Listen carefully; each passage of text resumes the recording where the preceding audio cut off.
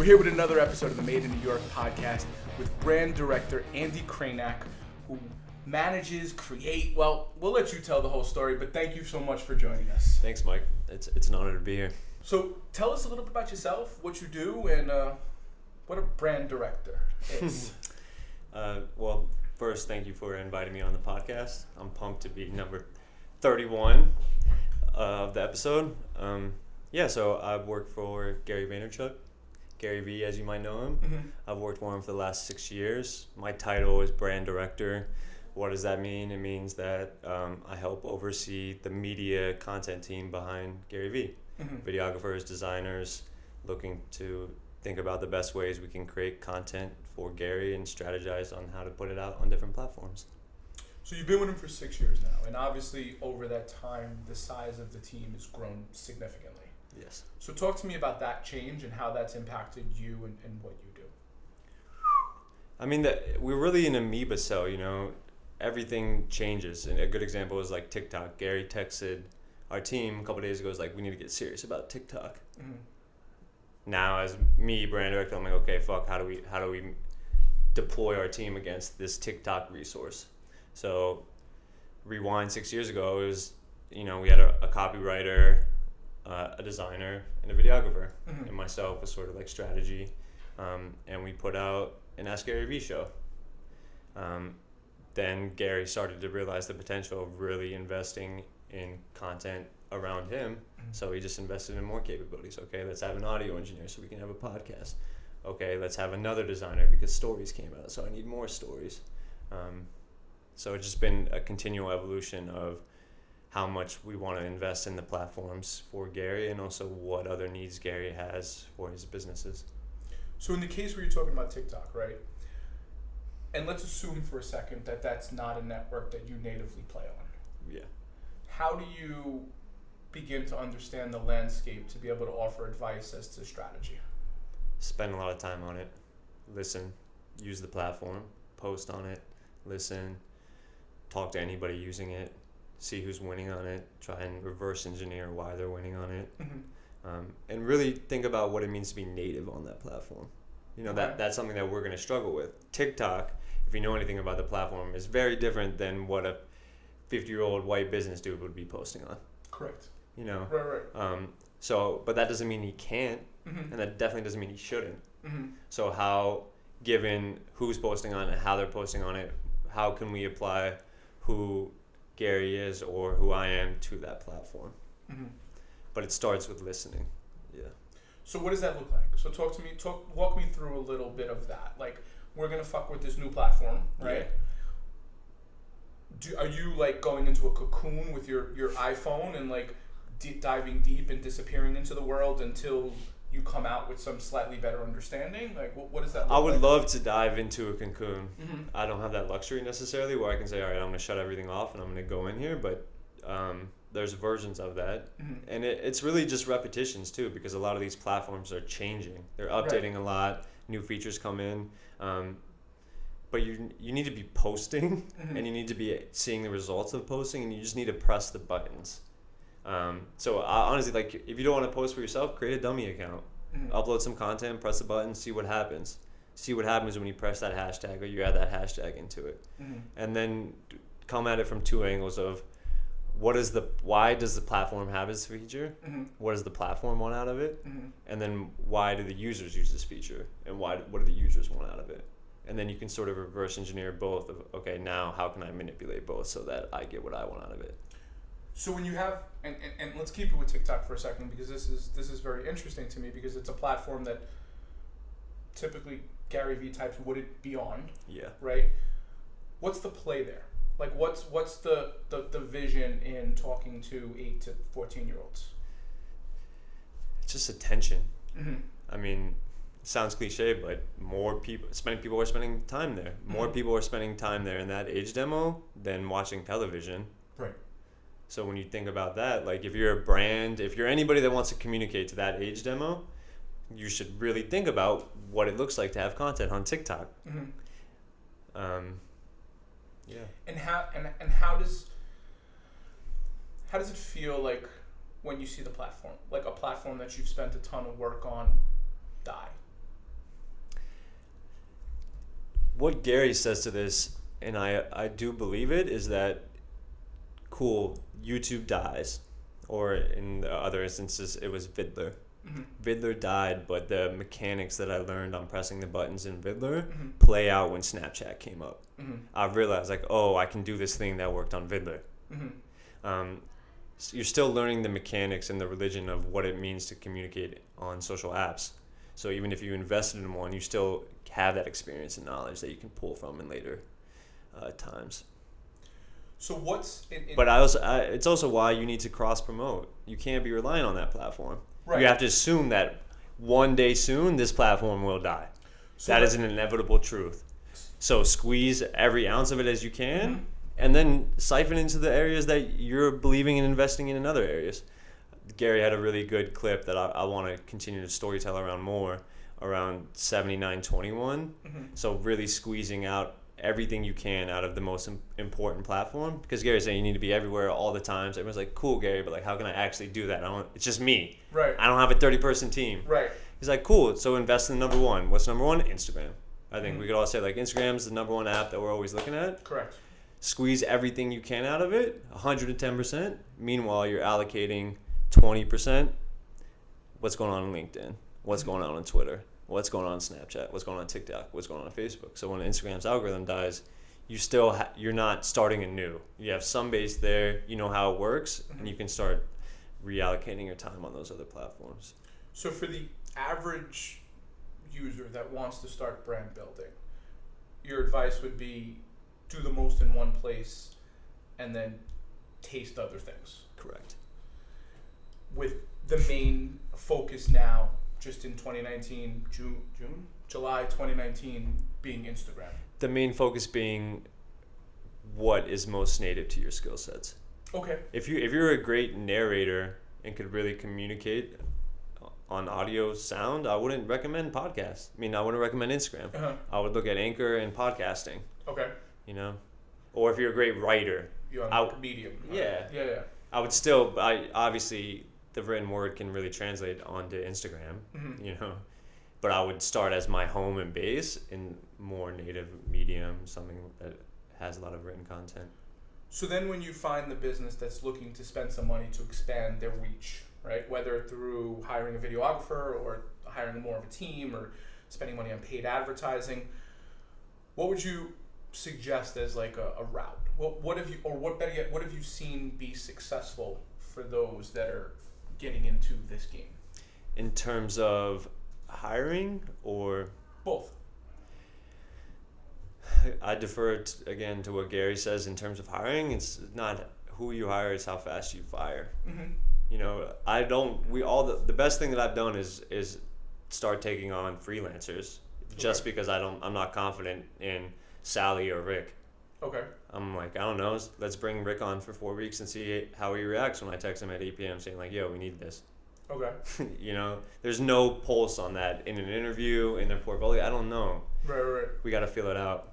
And then test, learn, optimize. It's the cycle. Put something out, understand why you try to do that, how did it do, what are the learnings from it, and continue to evolve in that cycle. So eventually you're just getting better, stronger, faster. So you talked about firing quickly and Yeah. sending that 8 p.m. text. Yeah. What have you found to be the characteristics of those that actually make it, that go from intern or freelancer to member of the team? Ambitions and communications. Mm-hmm. People that can really overly communicate. I don't need people to respond to my 8 p.m. text, but if they're not responding to my 8 p.m. text, I need to know that they're not going to because they've told me. Right. Really just those. And of course talent. Mm-hmm. Like, talent aside, I'm assuming you know how to press the buttons or you can do what we hired you to do. Right. But just like ambitions and communication skills. So in these 6 years, you've watched Gary's accounts grow exponentially. Yeah. At some juncture, you've had to be like, maybe there's something else I want to do. Or Mm-hmm. maybe I want to take this skill and use it to monetize for myself at a significantly higher level. Yeah. What's kept you there? Patience patience and trust and faith in the man of that is Gary, and the vision that he has, and the expectations that if I wanted to leave tomorrow, I can. So for those that might want to do something like you're doing now, like how would you suggest they go about finding that person to have such faith in?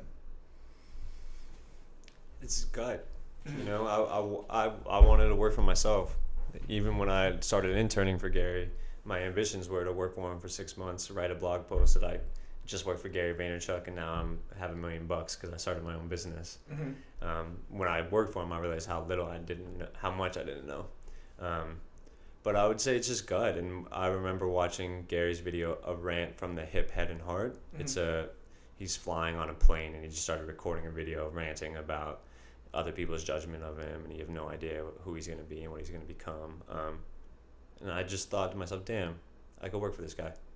And this was a time when I was starting to analyze if I really thought I could build a business at 23. And I realized I had no idea what I was doing, and maybe I should work for someone. And God, did I not? I knew what I didn't want and who I didn't want to work for. When I looked at Gary, I was like, this guy seems like someone I could work for. Because as I did tomorrow, I was like, Gary, I was just on a podcast with Mike. He was asking me about my future and how smart I am and all the opportunities I have. Yeah, I want to bounce. Gary, like, amazing. Let's figure out what the fuck you want and set you up for success. And I think that's rare. That's dope. Let's get back to everything you didn't know. So you started, and your plan was 6 months, and you were like, fuck. Yeah. Talk to me about that first year growth and like what that meant, what that looked like. It's really hard. Like I moved to New York. I'm not from New York. I'm from the suburbs of Virginia. I was sleeping on my brother's couch. I was an intern. I made $7.25 an hour. Everybody else at the agency had a job. You know, I was insecure. I wasn't really confident. And it was a whole different language. Everyone in marketing, the second that they get into tech and marketing, start using all these acronyms. You don't know what the fuck CPM means and all this stuff. And I was insecure in not knowing so much.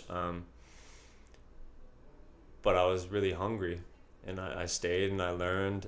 Facebook ads hadn't come out yet. Okay. You know, 6 years ago, Facebook didn't have video, Facebook didn't have advertising.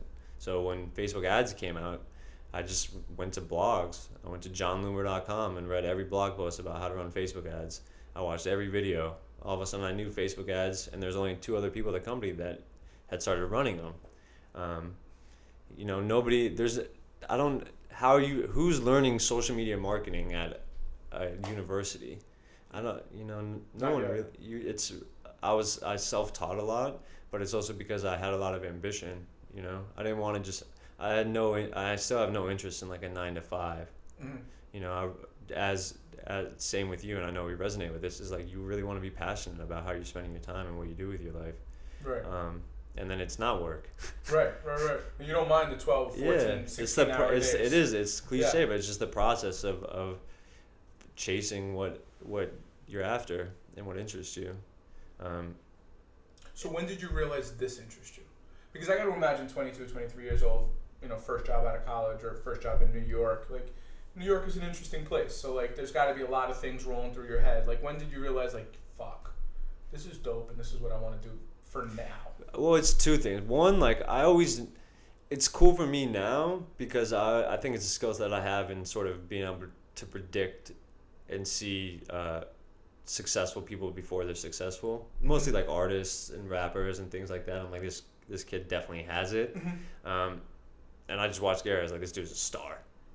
Like, he's a monster. And I definitely thought he was going to bubble up more in urban culture. I thought his whole immigrant mentality was really going to resonate. And people laughed at me when I said that. Right. I can distinctly remember one combo actually Gary was involved in, and 3 or 4 of the other gentlemen laughed when Gary was like, yeah, I think like that demo would really play with me. I think if you could ring in the hood, you could ring anywhere. Yeah. I truly do, because I believe that for whatever reason their bullshit meter is as good as 8 to 14, which is by far the best demo for that. And it's just like, if they'll accept you, it may take longer for mainstream society to accept you, but if you could win in the hood, you win anywhere. Yeah. So I always had that. Like the second that when Gary responded, I tweeted Gary. Gary said, "What can I do for you today?" I said, "A chance to work for free." He responded back, "Expand." Like I was shook. Like I really looked up to this dude. So that I was always bought in. New York was a struggle. You know. Had you been to New York before? Like when I was 10 years old. Okay, but never as an adult. Never as an adult. And I'm pretty well traveled. I lived in China. I lived abroad in Thailand. So I wasn't intimidated necessarily, but it's just a whole different energy, especially when you're just an intern sleeping on your brother's couch. It took like maybe 2-3 years until I felt comfortable and I started knowing, okay, this is where I want to hang out. Mm-hmm. This is where I go. And now it feels more and more home like it every day, and I'm feeling more and more like a New Yorker, and all of a sudden I can pick my head up and be like, damn, I'm not sure if I would live anywhere else in the world. You know? So when you go home or when you go back to visit family in Virginia, assuming they're still there, do you like strive for the energy that is New York to come back? Initially, I'm so pumped that I can see more than 100 yards in front of me. I see the amazing skies. It feels so peaceful. And then, within 2-3 days, I'm like, what's everyone doing? We got to get going. We got things to do, right? Yeah. And it's just not there. But I think. But was that like kind of who you were before, or like is that who you've developed into because of New York? Both. I think it's amplified. Okay. You know, I've always had ambitions and desires, and the hustle has been strong in me. Mm-hmm. But it's definitely amplified. And I think if I went to LA, if I was there for my first year, I would be killing the game. I'd be outworking everybody. Mm-hmm. And then eventually the warm weather would get to me, and I would lose a little edge, you know. So I just read a very interesting article that suggests that if you spend 30 minutes a week in nature, it allows your body to reset and makes you more effective. Because I noticed you talked about being able to see more than 100 feet. Yeah. Where do you find that you reset best? Nature is amazing. Exercise has been. I've really leaned into trying to exercise every morning. It helps the clarity in my head a lot. And on the bike, man, I bicycle a lot. I'm both outside and I'm exercising. Mm-hmm. It's just free space to allow my mind to just hit all the places it wants to hit, so that when I'm in a room talking with people, I can really be in that room and be where I need to be. So like when you're, and I've seen this through your stories, when you're on these 20, 40, 50 mile journeys, it's like you're at peace. Yeah. It's really that, someone was asking me about it, and it's really that I just let my mind go untethered. Okay. It's just going, I'm thinking about everything. I'm thinking about you. I'm thinking about this podcast. I'm thinking about Gary's text to me. I'm thinking about the book that I read. I'm thinking about how my mother's doing. Everything going. And I get ideas, all this information. Meanwhile, I'm exercising. I'm riding 50 miles. Right. When I get off that bike, all that's done with. Mm-hmm. I'm feeling energized, and it's a beautiful thing. That's dope. Has biking always been? No, I was never really into biking. Basketball was always my sport. My mom and uncle were cyclists, and one day they convinced me to put on the corny bike outfit and get on my uncle's old bike and go for a ride. We rode like 15 miles, 20 miles, and I loved it. I was like, wow, that was fun. Like, you go fast, you get a good workout, and I realized how much I was thinking on the bike as well. So then next time they went, like, you want to go? I was like, yeah. Moved to New York. I was intimidated. The idea of, getting around New York, yet alone riding a bike in New York, was scary to me. That quickly changed. I got on the bike, and now you'll catch me weaving in and out of traffic, no problem. So you've been here for 6 years? Yeah. Almost. September 3rd, 6 years. So what has surprised you most about New York? I'm not sure. I'm definitely surprised how much it's changed before my eyes. Okay. In what way? What do you mean? My neighborhood, I live in Fort Greene, Brooklyn. The neighborhood is completely different from when I moved in there. There's 7 more high-rise buildings. I think of New York as not... Yeah. It's boys changed. Like Hudson Yards, where I'm at now, 3 years ago that was train parking lot. Now it's one of the biggest development projects in the world. Yeah. The speed of change, I guess it's universal everywhere, but that's been it's been because you don't see, at least, and this is my experience in looking at it from like with the real estate hat, like you don't see this massive change broadly almost anywhere else. Yeah. You may see some of it, like if you look at other similar sized cities like a London, Yeah. or even like bigger cities like a Shanghai or whatever, or Tokyo. You'll see a lot of it on the fringes because there's nowhere else to build in the center, but not this quickly. How quickly they built Hudson Yards is mind-blowing. Mind-blowing. I mean, our building went up first. It's 55 floors. It's a beautiful building. I remember looking out the window, and the building next to us, I knew it was going to be extremely tall building, one of the tallest buildings in New York, 90 stories. But it was a baby compared to where we were. Right. You know, like we were seeing it being built up, and one day, literally, we were in a meeting, and all of a sudden I looked out the window, and the building was taller than us. I couldn't see past the building anymore. Yeah. I'm like, when the hell did this happen? Yeah. Matter of seconds. Eventually, you're not going to be able to see the water as they build that second phase. 2 days, and then it happened again. I come into work one day, and all of a sudden there's all these people everywhere. I'm like, what? I'm like, oh yeah, there's a mall right there. It's connected to our building. I walk in, it's this beautiful brand new mall. I'm like, when the hell was this being done? You don't see it. You're just living your life, you know? I had that same experience the other day in Brooklyn.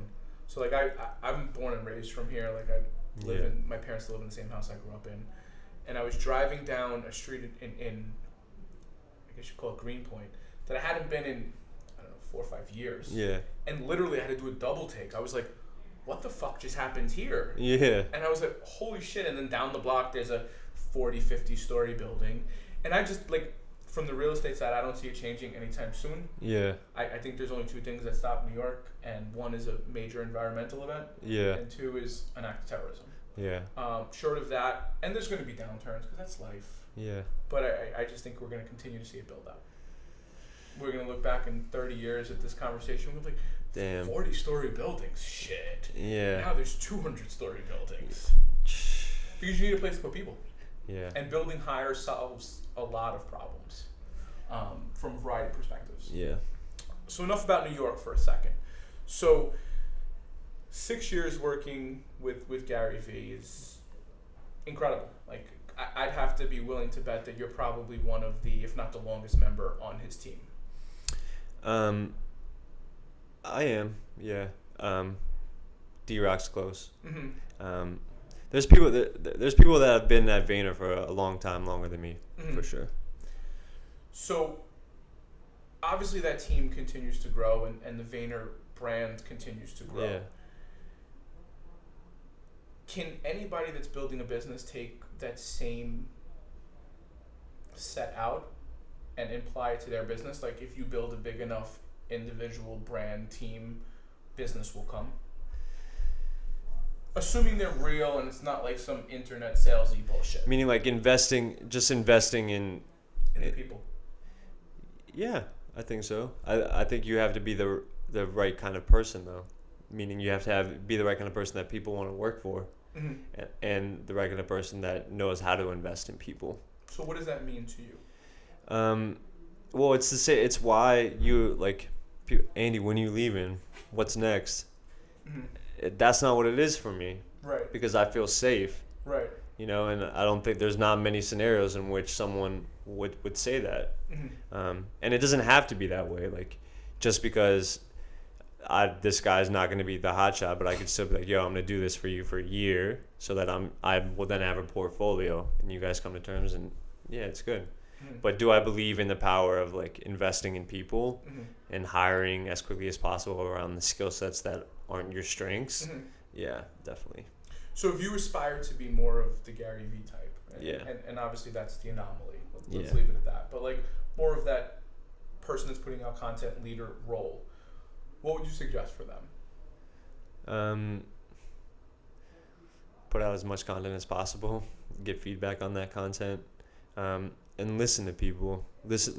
Value who you're making the content for. You know, it's a difference. I think being someone who identifies as a creative themselves, I make a lot of content for myself. Mm-hmm. I do it because out of necessity. Mm-hmm. You know, I make creative content out of necessity because I need to get it off my chest, because I need to create that itch, Mm-hmm. versus I'm making this for the real estate community because I think it's really good insight and they'll get a lot of value out of it. Mm-hmm. So think about why you're doing it and who you're trying to reach, and then continually trying to get better at it. So it's a quantity over quality. No, I think both. It's of course it's both, but in order to get the quality, you need to have quantity. Okay. It's just reps, you know. In order to hit the game-winning tray, you need to have taken 1,000 3-point shots. In order to hit the post that really went viral on LinkedIn, it wasn't your first post. No. Definitely not. No. And it wasn't the post that you thought that it was going to be either. Never. You know, you don't engineer virality. You engineer continual content production and trying to optimize and learn what people valued. Everyone said, yo, this video was amazing. You responded to everyone. What did you find amazing? Oh, I love that you went into depth and details and you went around the neighborhood. Okay, next time I'm going around the neighborhood and I'm really going to go into the depth and details. And then I'm going to put it, and I'm going to go back to everyone that I said thanks for the response. And I said thanks for the response. Look what I did with it. Mm-hmm. You just totally threw me off right there, because then I started thinking about neighborhoods. Sorry.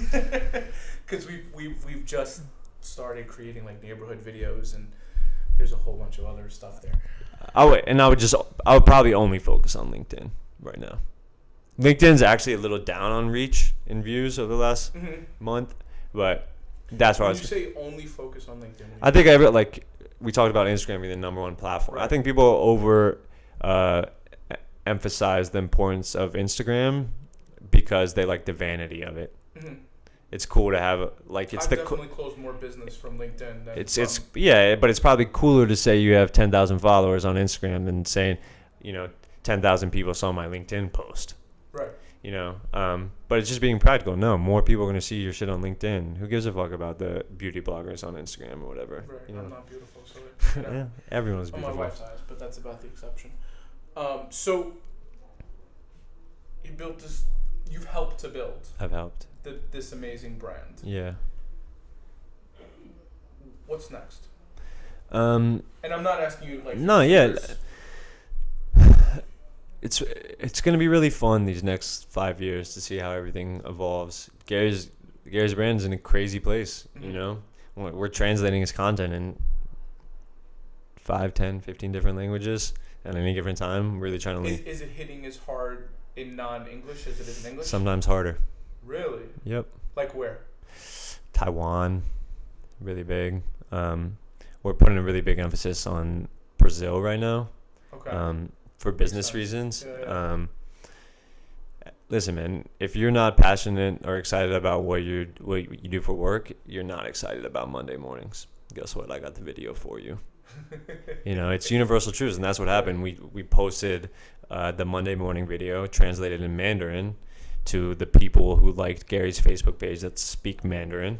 It was like 20,000 people. The video got seen by 10 million. Wow. Because those 10,000 people shared it. Right. So I think maturation of myself, that will be interesting to see. I'm in elevating my game as a leader and mentor to the people below me, and trying to give them more ownership in the things that I used to be doing. So that's been a transition phase for me. So let's talk about that for a second. What has it been like to let go of the chains? It's so difficult for me. Uh-huh. Because it's my craft, Like right. and I'm also really good at everything. Uh-huh. In terms of all the different things that you can be a digital ninja in this age. Mm-hmm. But I just have to value that them doing it at a 7 is better than me doing it at a 10 because I'm doing this other thing now. Okay. And just being comfortable with that, and having everyone be comfortable with that. It's difficult. It's very, very interesting. Very interesting. Because, we'll talk about that offline afterwards. It's so hard. It is? Because for me, I'm the boss. Mm-hmm. I can't be in the weeds like that. I'm not going to be the best leader that I can be if I'm the one doing everything. Yeah. it's a weakness, Mm-hmm. something that I'm trying to really work on. Right. My brain. I'm sorry. This is the second time we've hung out where you've said something randomly, and I'm like, fuck, like 13 places here. So, talk to me about being the boss, because like, if my math stands right, you're 29. 31. 31. Okay, my math is not good. Suck at math. 1988. All right. You're an 80s baby, so we'll give you some credit there. Talk to me about like running that size and scale, and like what that feels like more than anything, and like how you use those experiences to help others. It's really motivating. It's daunting at times, you know. It's really motivating. Like every day I wake up inspired. No joke, and it's not inspired because Gary Vee inspired me or I'm inspired. It doesn't have anything to do with Gary. Right. It has the fact that I know when I walk in the morning, there's people looking to me for direction, mm-hmm. and that fires me the fuck up because I want to do that, and I want to be the leader for them. And it's also really challenging because sometimes I'm having a shitty day, and I know that this person's looking towards me for direction, and if I'm down on my luck and I'm having a shitty day, they're not gonna have a good day. And understanding the impact of me having to be strong enough to take on everything that I'm dealing with, and put it to the corner so that I can really be there for the person when they say, hey, what direction should I take this? Where are we going? What do you need from me? It's a burden, and it's watching Gary is incredible because I don't ever feel that from him, even though I know how much he has on his shoulders. It's unbelievable. So let's talk about building people for a second, because I think in any successful team you have to have somebody that's there, a coach. Yeah. You know, growing the talent. Yeah.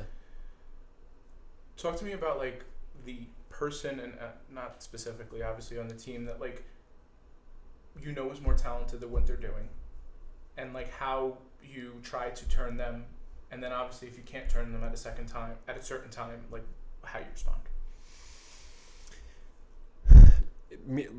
Just like generally they're underperforming.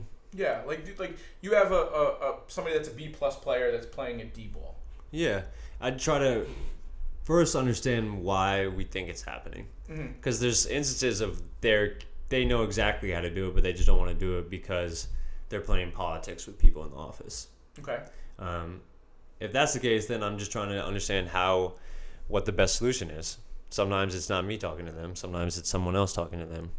If they're really just underperforming and they're not doing the best work, then I need to make sure that him and I or her and I are on the same page about expectations, what I can do for them first. Okay, what can I do to help you? Right. Okay, let's try this out. That's very important. Let's try this out. Yeah. Next week, it's not better? Okay, let's try it my way. This is what I think we should try. Let's try that out. Same page? Okay. Come back third week? Okay, we tried what you want to try. I tried what I wanted to try. This is what needs to happen. Are you sure this is what needs to happen? Yeah. And then we just got to let the cards fall. So when you're finding this growing team, and obviously you're probably flush with people that want to come work for you or Gary. Talk to me about your interviewing process and like what that looks like, and what clicks in your head to be like, okay, hire this person. Yeah, I've really evolved and matured in the hiring process. One, I'm really just trying to understand how curious that person is. Okay. Like especially for a lot of the most of the hiring, 90% of the hiring I ever do is for creatives. And I've really realized that just because you hold a Sony camera doesn't mean you're creative. Right. It means you're a creator. You know how to shoot video. It doesn't mean you know how to shoot it in a creative way or an interesting way or tell a good story. So I'm just trying to understand what their aptitude is for storytelling. And curiosity comes to, okay, what does that button do on TikTok? I can't teach you to want to try and press that button and see what unfolds if you press that button. You have to be interested. Hey, I wonder if we flip this video upside down and press that button, how would it perform? Mm-hmm. You need to be able to do that by yourself. What sort of questions you can ask and how you can glean that insight, I'm still trying to get at. But that's really what I'm trying to get out now when I'm interviewing creatives in general. Is I don't need to, even their portfolio is hard to really glean in on like what their creative process is, how creative they are, what their creative muscle is, and then also and just like energy and gut. I'm really just got like, I think this person would Joe, and then I have them talk to a lot more of the team. Before it was just myself and one or two other people, and now I'm like, no, let's have 4 or 5, 6 other people from the team talk to them, just because I'm taking a note. Because back to trusting people more. I'm like, wait, you know what? I actually really value what Mike has to say. Mm-hmm. So even though Mike's a junior in his role, I think him talking to this applicant for 10 minutes. And seeing how he thinks he would gel with the team, what he thought about his work background in editing, could be valuable input for me. Something that I didn't catch. Oh, like actually, no, I was talking to him, and he said he mentioned that he played on TikTok before. And I'm like, oh, well, the other applicant definitely had never played on TikTok before. Let's take that one. You know. All right, so I have 14 questions here that have come from the internet, Instagram specifically. Okay. And I gotta tell you, this is more questions than we've got, and this is a new kind of thing we're trying to do with people, to engage some of my followers. Dope. So I'm gonna run through these like rapid motion. Okay. Some of them may require a slightly longer answer, but we'll go from there. So Hustle Herbst. I'm killing this name. You're sorry. Good. What skill set do you have now that you didn't think was possible before? That is a good question. What skill set do I have now that I didn't think was possible before?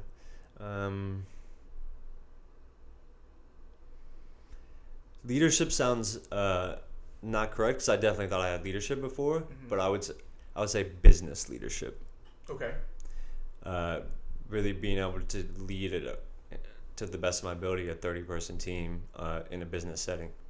All right. So Life of Javi, who throws coffee events, he runs a series of barista events, wants to know, how do you maximize value during events? Talk to people, but don't chase the person that everyone wants to talk to. Everybody's relevant. Okay. You never know who's going to come into your life. Okay. You know? I think people put an everyone wants to talk to Gary. Why, man? He says a lot of people have money. A lot of people have dope ideas and cool things. Right. Don't value one person other than the next, and don't have expectations. Just say what's up. Right. How are you doing? Yeah. Cool. Rob Velez wants to know, what do you think real estate agents are doing wrong? Wanting everything immediately. Not really paying attention to what their clients or customers want. Do you think that's real estate, or do you think that's just business people in general? The latter. Okay. Real estate specific,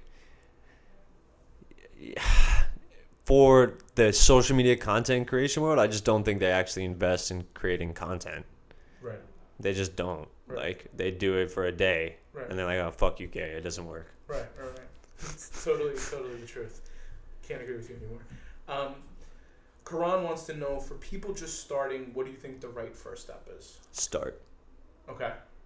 So like, put out that piece of shit content, or put out something. Any fucking thing, man. Yeah. If I get one more DM about how to start a podcast, I'm not going to be happy. Right. It's very fucking easy. No, it absolutely is. Like, record audio on your phone, upload it.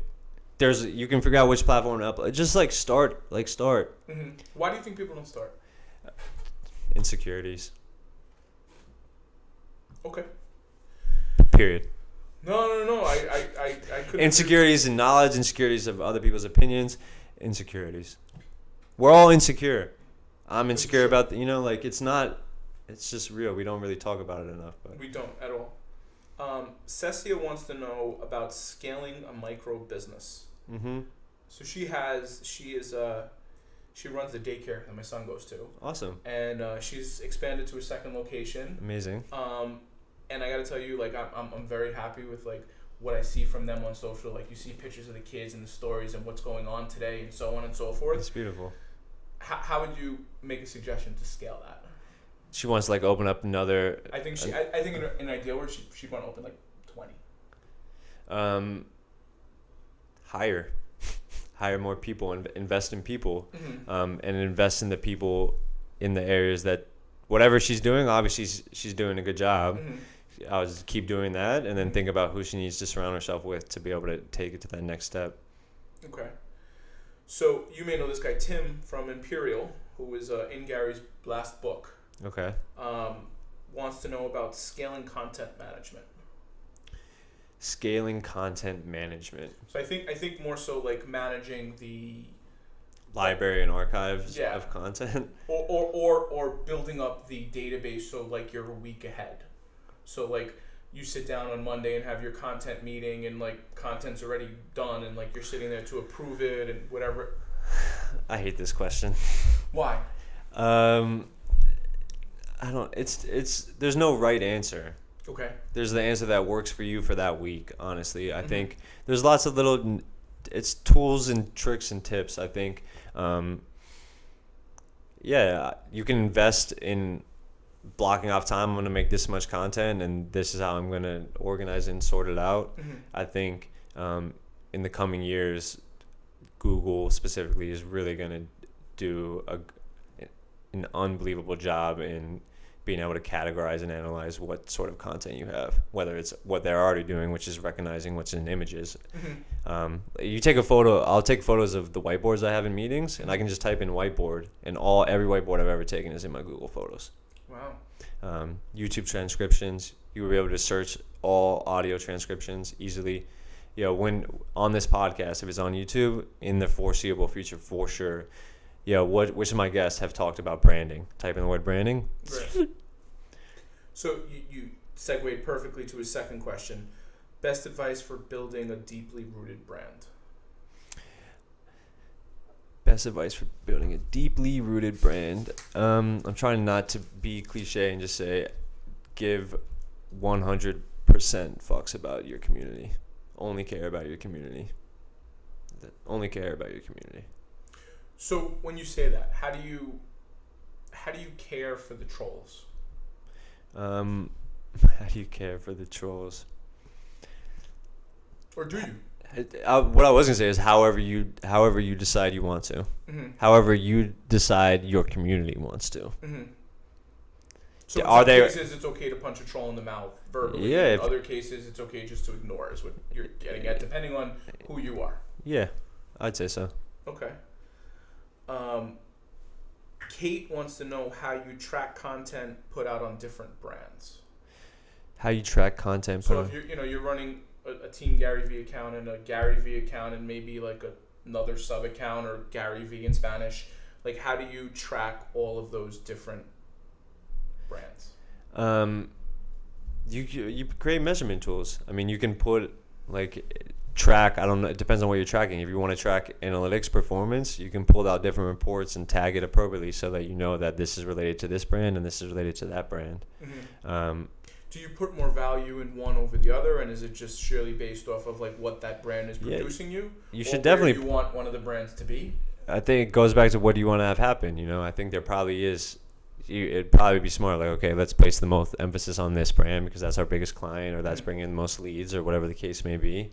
And then just setting up frameworks for how you are going to track that. What are you measuring? What is success defined by? How are we measuring that? Okay, now what systems, tagging, nomenclature are we tracking against them mapping towards the success? Cool. Henry wants to know Facebook ad advice or thoughts on other advertising products. The best Facebook advice I can give you is that Facebook is a creative platform. People think of it as an ad platform. Mm-hmm. The creative is the variable. Meaning, there's only two things there's three things you can really change. Mm-hmm. You can change your campaign objective. Right. Do you want video views? Do you want purchases? Do you want event RSVPs? You can change who you're targeting, or you can change your creative. Campaign objective is basically what's going to be the same. You want purchases, right? You want leads. That's locked in. Targeting, lookalikes. If you don't know what lookalikes are, they're probably where you want to be. play with those audiences. You can A/B test. You'll figure it out. What you won't figure out is why your shit's not working if you have a 0.01001 click-through rate. You need better creative. If you have sick creative, Facebook advertising is the best advertising in the world, and it's not even close. So let's talk about the creative just for a second. Yes. Right. How do you go from shitty creative to okay creative to good creative to great creative? By first having an assumption, a guess of what you think would be good creative for that ad unit, and look at the ad unit. You can actually see a mobile preview in your phone. You need to be on mobile. Don't look at it on desktop. Don't look at it on your big computer. People are going to view it in their phone. Right. Try and be in the atmosphere that they're going to be in when they see that ad. Look at where the button is. How is it going to appear? Okay, this is what I think we should do with it. Make that. Spend $20. Look at the results. Are you happy with the results? Actually, now that I see and I'm looking at the comments and I'm looking at it on my phone, I think we need to make the text bigger. I don't think we started it right in the intro. Let's try it that way. So then let's talk about that. Let's go one step further. So you're then putting up a whole new video and running a new target and archiving or deleting the old video. That's it. That's simple. Yeah. Tish wants to know, how do you overcome the feeling as if you don't belong at your job? Ask yourself if you belong there. If that's a feeling that you have, then you probably don't belong there. You know, don't ever try and sell yourself that you belong there. Okay. You know, I think sometimes people fall into jobs that they make good money or that you work for Gary Vee. Just because you work for Gary Vee doesn't mean that's what you should be doing. You don't need to tell yourself that's what you need to be doing. What was the question again? What? How do you overcome the feeling as if you don't belong at a job? Yeah, I think you leave. I gave her the same exact answer, and I said, she's like, well, I want to see what he says. And I'm like, okay. I think you leave. Do you think... Or do the whole... How do you overcome? You do it because half the time you're looking for a new job. So you're hedging what you've done on moving you to that next level. Yeah. Okay. So AJ... who's an artist, wants to know, what is your biggest dream and what are you doing to accomplish it? What is my biggest dream and what am I doing to accomplish it? My biggest dream is to be happy, honestly. And was that always the case? No. Like young Andy? No. This is recent evolutions of myself. Young Andy, I wanted to be NBA player for sure. Maybe an artist, author, serial entrepreneur. Happiness is definitely my motivation. What am I doing to fulfill that? I really want to make art. You know, I think I just want to be creative. I did one podcast episode. I might ask you if I can rip this and put it on my own podcast. 1,000,000%. Yeah, I just want to create and I just want to be happy. Okay. Eric Namel wants to know, in the early stages of brand development, what's more important, originality or familiarity? Originality. How are you going to have familiarity if you're just starting? I think it's important, but if you have originality, the familiarity will come. Okay. So in going to that, right? Like I automatically then think of the J. Cole line. And now I'm losing it. I copied the cadence, I mirrored your style, whatever, I'm the greatest right now. At what point, like, that's difficult. Because I'll get... one of my favorite quotes is, good artists copy, great artists steal. Okay. And how my interpretation of it is that it means, like, if you think about I love that Apple and Microsoft as an example. One time I walked by a Microsoft retail store, and it looked exactly like an Apple store. And I was like, it's so funny because they thought that's what it was. Oh, like I'm gonna do it like Gary Vee. Mm-hmm. No, don't do it like Gary Vee. Understand why he's doing it that way. So for like Apple wanted to realized that customers wanted an experience. Mm-hmm. They wanted something cool. They wanted something simple. They wanted to be spoken to. They wanted to have real support when you walked into a store. Mm-hmm. Make that in your lane, in your DNA, with your vision. Not, okay, let's make it white tables, everyone wears blue shirt, make it really clean and simple. No, it could be cluttered and chaos, but as long as you're speaking to the religion of what you're stealing. You steal the religion, and you're the things that you would copy is your own take on it. Okay. If that makes sense. So Buckwat Foods wants to know, if I could spend 1 hour a day doing something consistent to grow my brand, what should it be? Responding to people online. And like through DMs, through Everywhere. posts, Everywhere. Everywhere. Yeah. And when you say responding, what do you mean? Like what is a bad response and what is a good response? He said if I could do one thing an hour a day to build my brand. Mm-hmm. By building brand, you mean by more people knowing who you are? Yeah. Getting in front of people, Mm-hmm. talking to, hey Mike, this is my brand. Let me know what you think about it. Hey, I'm talking with people. Respond. Whether if you have a meditation brand, I'm going on Twitter search and I'm typing in every relevant keyword I can find about meditation, and I'm engaging with every single person about it, and building my brand. I'm bringing value to them, or I'm just learning about the things that I could do with my brand that would bring value to them. So now I'm thinking, and taking this to like a real estate perspective, if you had real estate brokers, because I get this question all the time, would you then reach out to other people that are in the real estate game? Or like, if you were a real estate broker, where would you then reach out if you wanted to? If I was a real estate, I really would. If I lived in Herndon, Virginia, Mm-hmm. which is where I grew up, I would type in the word Herndon on Twitter search, and I would engage with every single person. Okay. I would be, and then guess what? And a lot of them would be teens, and they're not going to be, but who knows? They have parents. Right. You know, if I have cool, like, oh, this is actually, you know, I saw this guy, random real estate agent on Twitter actually replied to my tweet about the basketball game at Herndon High, and he sent me this funny meme. You know, I think that's where I would start, and then I love the whole just become the know-it-all around your town. So if I'm not searching the town names, I'm searching about locations and retail locations and events that people do in my area, and really getting to know and understand those and engaging with those people. So now, and not to make excuses or put in roadblocks, but when you scale from that to New York City, Yeah. there's obviously a big difference. Like, Yeah, huge. I stuck with the Herndon, Virginia Right, example right, for a right. reason. So like new agent, New York City, San Francisco, LA, Atlanta, whatever it is, what would you suggest? Like, what would you do if you were in that situation? Well, I would go to like maybe I might go to Facebook groups, Gypsy Housing and stuff. Okay. I would try and find people that are really coming into the city, Mm-hmm. looking for things.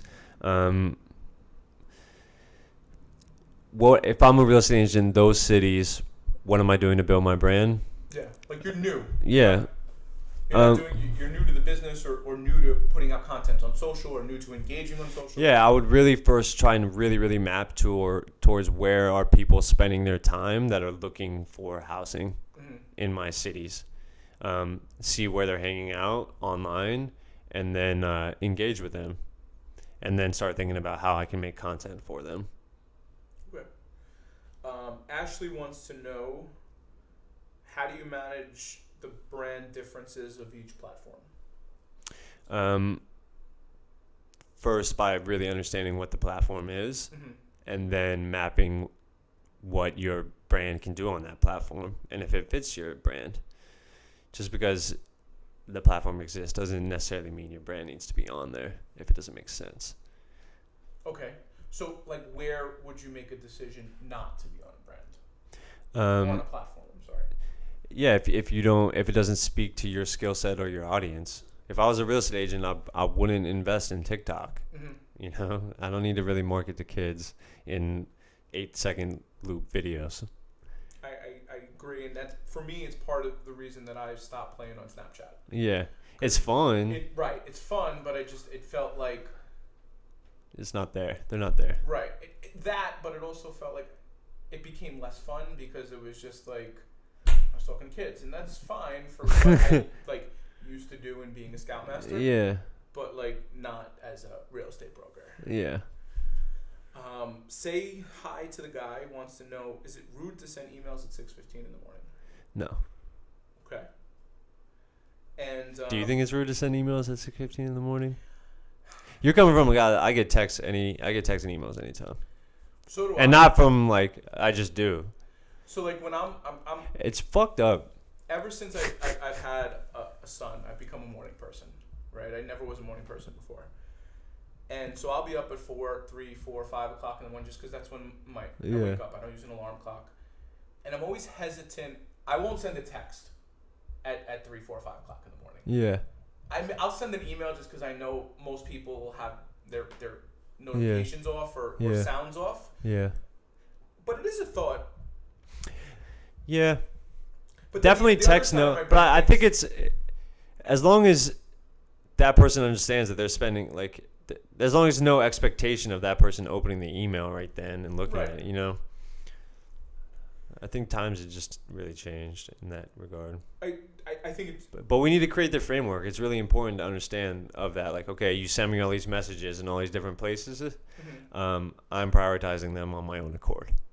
Right. Absolutely. I think that's incredibly important.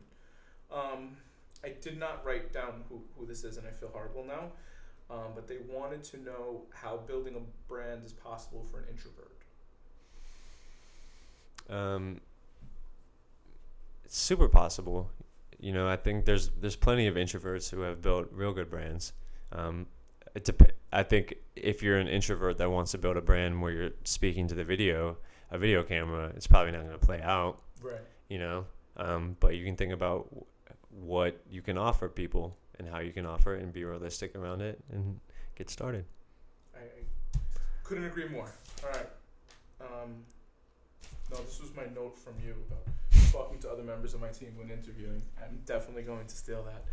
So,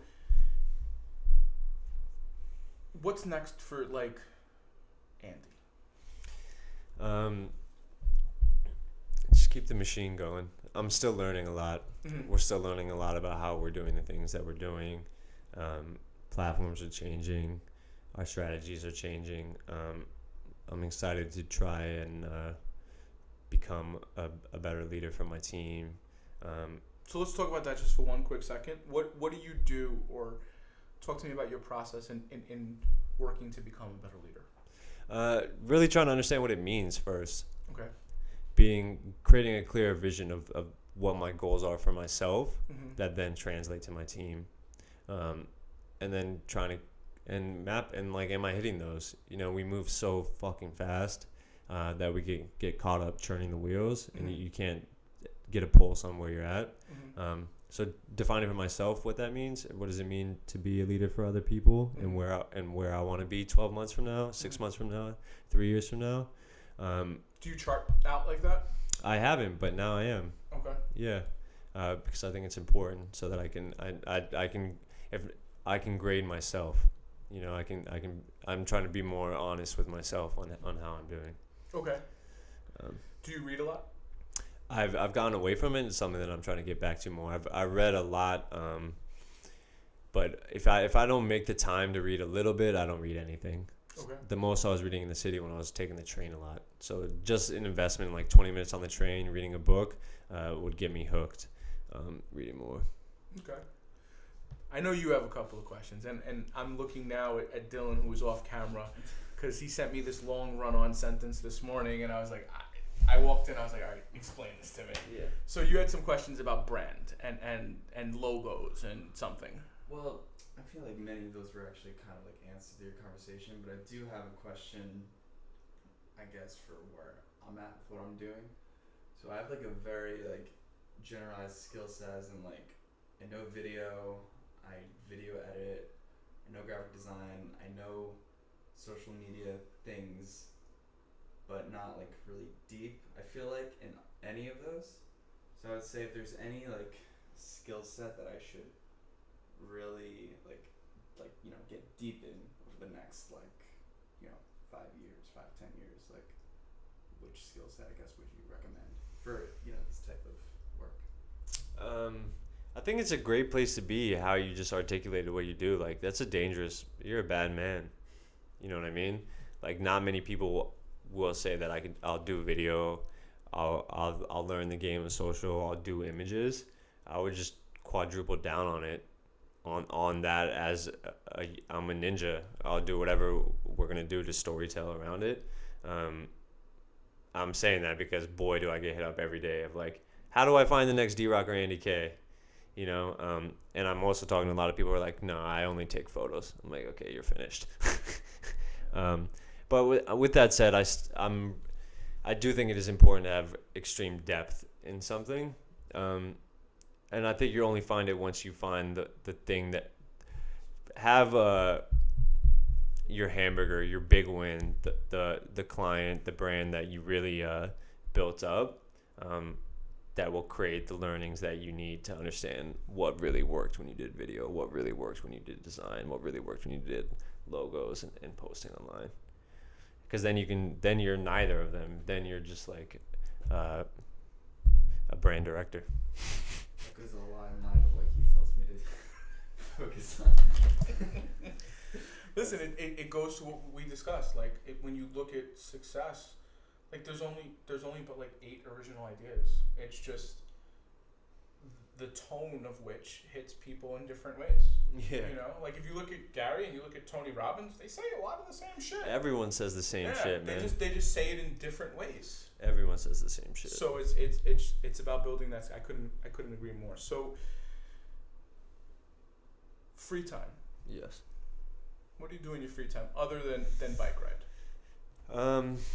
I love music. I listen to music all the time. Try to hang out with friends. I do like to read. I don't read enough. Travel. That's it. So you've recently been to a couple of cool places. Yeah. So tell us a little bit about Brazil, and then tell us about the other cool place that you've been to, in being able to use your skill set that you built over the last decade, 6 years, wherever, how long, to tell us that story. Yeah, I was in Brazil for 3 days. We had a business meeting on Monday. My colleague was going there. He flew Sunday night, got there Monday morning. We left Monday evening. I was like, all right, I'm going to at least go over the weekend. I'll see you on Monday. Went to Sao Paulo. Brazil was amazing. I would love to go back. I stayed in one general area in the city, so I didn't see a lot of it, but food was beautiful, people were beautiful, music was amazing. It was a great time. What do you feel like you get from traveling? Everything. I get energy. Mm-hmm. I've traveled a lot. I've lived in Switzerland, I've lived in Thailand, I've lived in China. Self-discovery is really what you get. Mm-hmm. You know, it's funny that you go to a foreign place and what you learn is about yourself. Mm-hmm. But you just get a fresh lens. The place where I was before, after Brazil, I went to Helsinki, Finland for a conference, Arctic 15, who I know the event coordinator of, Jan Amiri, who's an amazing dude, invited me to host a workshop there on social media and brand building.